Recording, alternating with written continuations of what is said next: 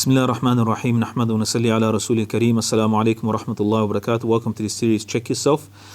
Check yourself in the light of the hadith of the Prophet ﷺ regarding the end of times, regarding the signs of Qiyamah, in which we can check our amal and our knowledge and our actions and our intentions and our attitudes to make sure that are in line with the teachings of the Quran, as people will change and be corrupted and become further from deen. As we become closer to the Day of Judgment and further away from Rasulullah ﷺ, that's something that is inevitable. It will happen. But as a Muslim, our Prophet ﷺ has given us guidelines and guidance, and in the light of which we can check ourselves and know whether we're doing the right thing or wrong thing, whether we have the right attitude or the wrong attitude. Hadith number 84. عن عمر بن الخطاب رضي الله عنه قال إنه سيأتي ناس يجادلونكم بشبهات القرآن فخذوهم بالسنن فإن أصحاب السنن عالم بكتاب الله. So Amir al-Mu'minin said, Umar ibn Khattab radiallahu anhu, he said, very shortly there will appear a people that will do incorrect interpretation of the Quran, and they will create doubts in the matters of deen, and they will take those things, the ambiguous verses of the Quran, the meanings of which is only known to Allah, the reality which is only known to Allah subhanahu wa ta'ala, and they'll create doubts, and they will argue and debate on those points, right? And so he said that you should catch them, which you should hold them with the sunnah, meaning you should challenge them with the sunnah of Rasulullah sallallahu alaihi wasallam, because the person who has the most knowledge, who knows the sunnah of Rasulullah sallallahu alaihi wasallam, he's the most knowledgeable of the correct meanings and the purpose of the Quran. Those who have an understanding of the hadith of the Rasul, because the hadith is an elaboration, explanation of the Quran. Because the Quran is revealed in Rasulullah sallallahu alaihi wasallam, and the Rasulullah sallallahu alaihi wasallam is acting on the orders of Quran. For example, salat, for example, fasting. It's there in the Quran. Rasulullah sallallahu alaihi wasallam is showing how it's done. So it's already been explained in the Sunnah. So those who knowledge Sunnah, they're actually knowledgeable of the Quran. And so these people that try to detach the munkar hadith, rejective hadith, different groups will come. They say, no, they put the hadith to the side. What they're actually doing is removing the actual meanings of the Quran. The explanation that our Prophet ﷺ gave, the practical implementation that he showed as the teacher of the Quran, as the Prophet and Messenger upon whom the Quran, the Messenger, who actually the message was sent to, that is the Quran, he's showing how to apply it. They want to remove that, the application that which is in the hadith, and they want to insert themselves in to show you a new meaning, a new thing, and create doubts in the minds of the Muslim. So hold their feet to the fire with the Sunnah. Hold their feet to the fire with the Sunnah. Those who are most knowledgeable and understanding of the Sunnah, the most knowledgeable of the Quran. Hadith number 85. عن أبي قلابة قال ابن مسعود رضي الله عنه عليكم بالعلم قبل أن يقبض وقبضه أن يذهب بأصحابه عليكم بالعلم فإن أحدكم لا يدري متى يفتقر إليه أو يفتقر إلى ما عنده إنكم ستجدون قوما يزعمون أنهم يدعونكم إلى كتاب الله وقد نبذوه وراء ظهورهم فعليكم بالعلم وإياكم والتبدع وإياكم والتنطع وإياكم والتعمق وعليكم بالعتيق. So Abdullah bin Mas'ud radiallahu anhu, he narrated that,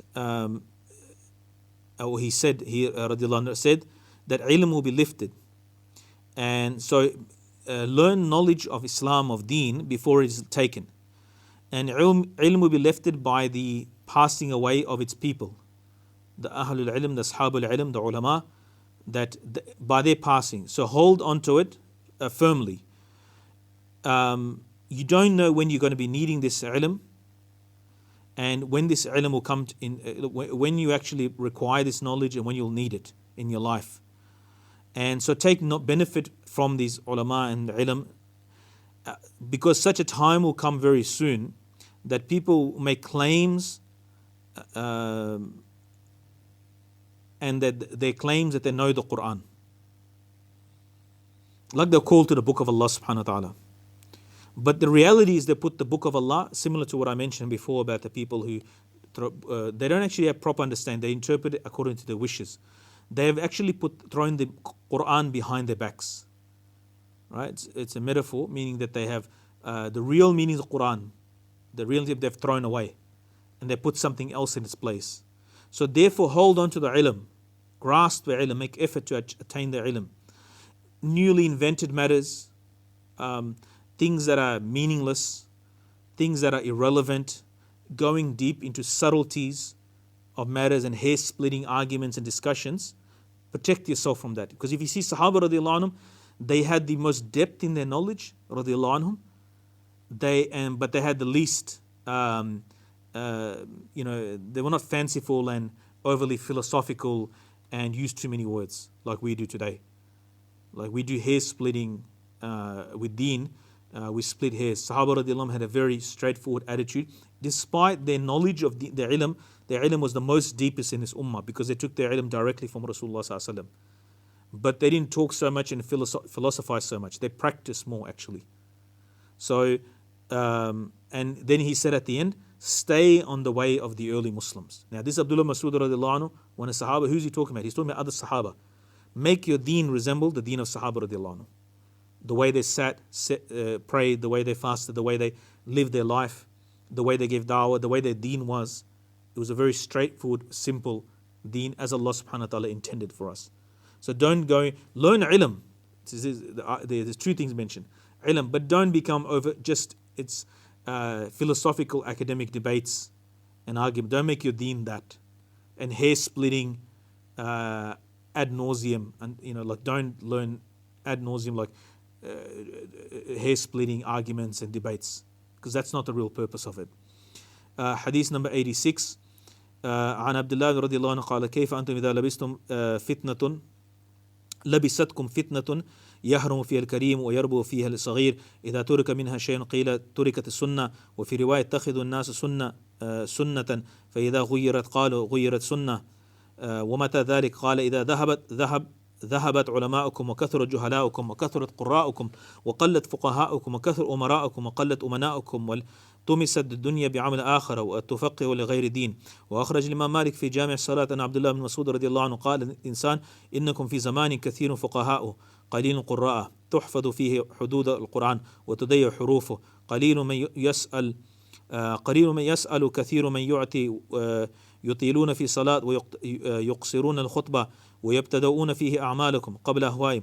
وسيأتي على الناس زمان قليل فقهاء كثير قراء تحفظ حروف القرآن وتضيع حدوده كثير من يسأل قليل من يعطي يطيلون فيه الخطبة ويقصرون الصلاة ويبتدؤون فيه أهواءهم قبل أعمالهم.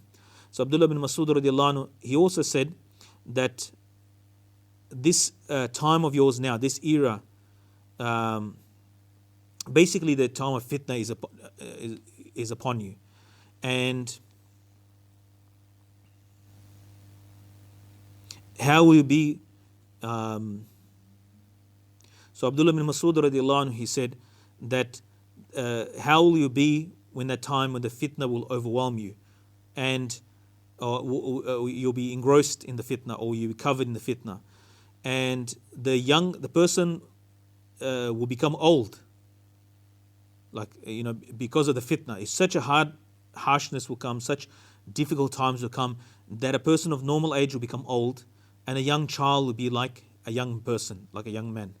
Like he'll age so quickly because of the difficulties and hardships. I mean, think about it. Kids have gone through war. Kids have gone through, the atrocities and so forth. Like a middle-aged person looks like an old person because total hardships have gone through. How will be that time? And the people will say that this, the fitna that they're in, this is a sunnah. Like the fitnas, the trials that are people in that time, they will consider this the norm. This is the custom, right? You can't break these customs. And so how can you leave this sunnah? How can you leave this sunnah? Sunnah doesn't mean just a sunnah of Rasulullah sallallahu alaihi wasallam. Sunnah means a way of life, a way to live. It means custom. So we have the customs and ways of Rasulullah sallallahu alaihi wasallam, which is generally understood as sunnah. And then you have the sunnahs of society, which contradict that, right? False sunnahs, you can put it, or man-made sunnahs, the sunnahs, or sunnahs that just, they're not part of deen. But some wrong things will become sunnah. Buying a house and mortgage from a bank with riba is a sunnah in this society. And if somebody says something that's haram, like that. So how can you leave this? This is how we get ahead in life. So the things, the wrong things, have become the norm, and to leave it is become people start questioning. And he said, so as the person asked, when will this happen? He says, when your ulama, the ulama of deen, the ulama of sharia, of the Quran and Sunnah, of wahi, the ulama, when they keep passing away, and jahils will increase, even educated jahils, right? Literate jahils, people with PhDs and masters, not against PhD, you can do that, but they'll be jahil of deen. They'll have a PhD, but they're totally ignorant of ahkam of deen, of the rulings of deen. So on one side, the ulama of deen will pass away, and jahils will increase, and literate people will be many, and those who understand the deen will be less. Those who can read will be a lot, but the reciters of the Quran will be a lot, but those who can understand, have a deep understanding of deen, will be less. And rich people will be many, people will be very wealthy, but religiosity will be very less.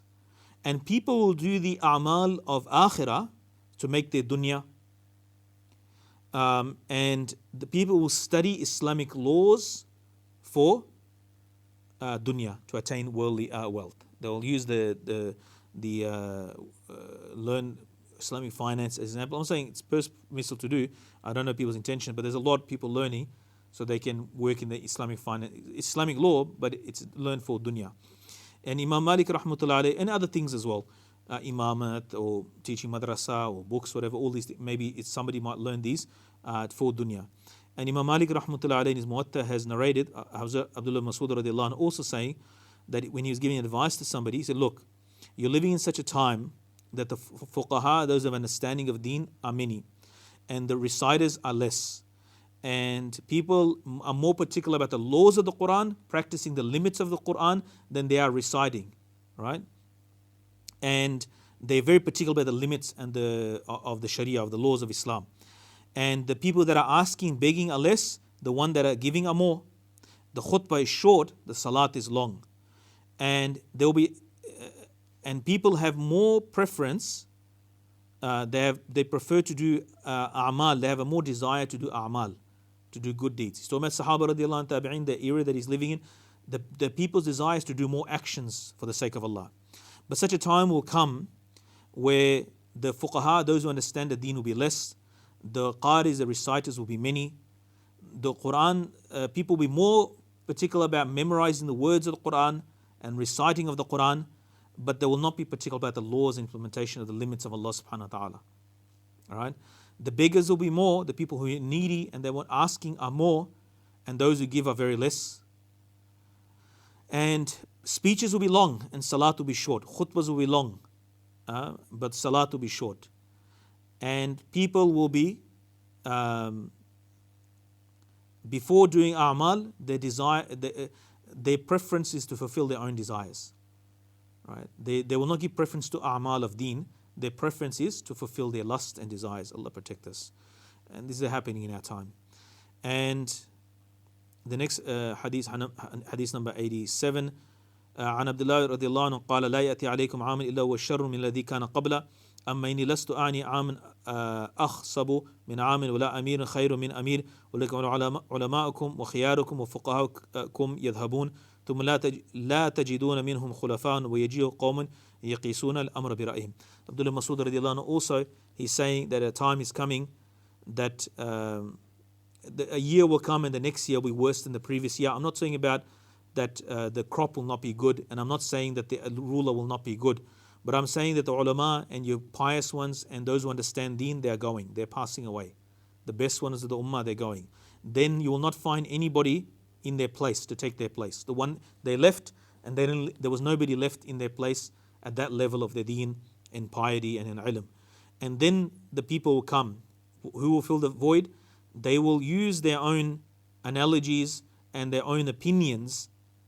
They will judge matters based on their own personal opinion, not by the law of Allah, not with the depth of knowledge, and not what the previous ulama and pious people stuck to the letter of the law, to the Quran and Sunnah. They will give their own